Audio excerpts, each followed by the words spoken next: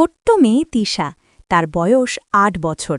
সে থাকে সবুজ গাছপালায় ভরা এক সুন্দর গ্রামে। তিশা খুব হাসিখুশি আর কল্পনা করতে ভালোবাসে। তার সবচেয়ে প্রিয় বন্ধু হল তার কিউট বিড়াল মিনি। মিনির সাদা নরম লোম আর গোল গোল চোখ দেখে সবাই মুগ্ধ হয়ে যায়। একদিন বিকেলে হঠাৎ বৃষ্টি হল। বৃষ্টি থামার পর আকাশে একটু আলো দেখা গেল, কিন্তু তিশা অবাক হয়ে বলল, আরে, আজ তো রংধনু দেখা যাচ্ছে না। মিনি মিউ মিউ করে তিশার পাশে এসে দাঁড়াল।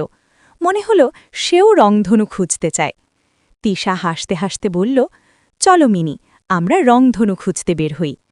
তিশা আর মিনি মাঠের দিকে হাঁটতে লাগল।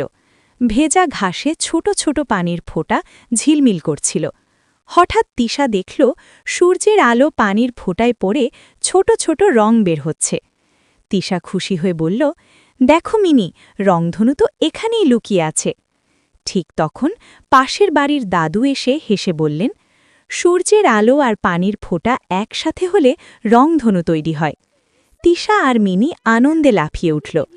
আকাশের দিকে তাকিয়ে তারা সুন্দর রংধনু দেখতে পেল। তিশা মিষ্টি করে বলল, আজ আমরা নতুন একটা জিনিস শিখলাম, নৈতিক শিক্ষা। প্রকৃতির ছোট ছোট জিনিস দেখেও আমরা নতুন কিছু শিখতে পারি।